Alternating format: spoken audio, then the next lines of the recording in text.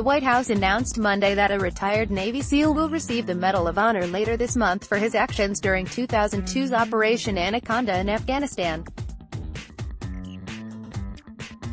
Retired Master Chief Britt Slabinski, then a senior chief, led a reconnaissance team to an observation post on a mountaintop early on March 4, 2002, to support the massive offensive against al-Qaida militants, according to the White House. The team's insertion helicopter came under fierce fire from small arms and rocket-propelled grenades, with one team member ejecting from the chopper before it crashed on the valley floor. Slabinski rallied his team and they began an attempted return to the peak to rescue their teammate, according to the White House.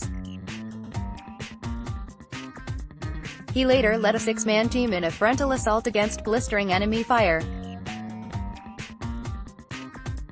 He repeatedly exposed himself to enemy fire as he engaged in a pitched, close-quarters firefight against the tenacious and more heavily armed enemy forces, the White House announcement states.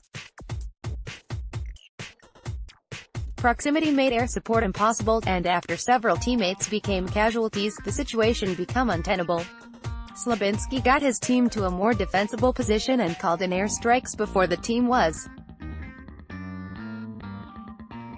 forced further down the mountainside, and he ended up carrying a wounded comrade through waist-deep snow while continuing to call in fire on the enemy positions, according to the White House.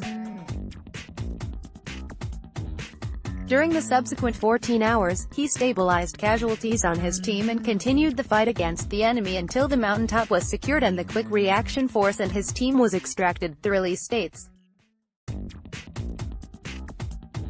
Slabinski told The Times he crawled to Chapman but detected no response and thought he was dead before he retreated down the mountain's face.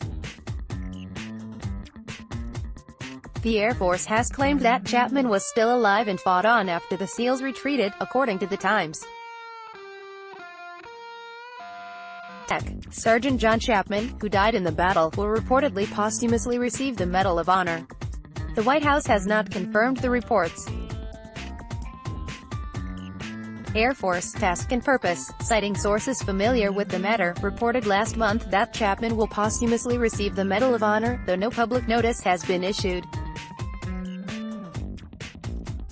Retired Delta Force Commander Maj. Gen.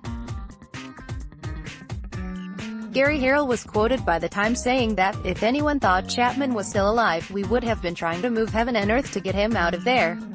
Harrell also cautioned anyone against armchair quarterbacking the harrowing events, or the men who endured them. "It's easy to say, well, I'd never leave someone behind." Harrell was quoted as saying, "It's a lot harder when you're getting your ass shot off."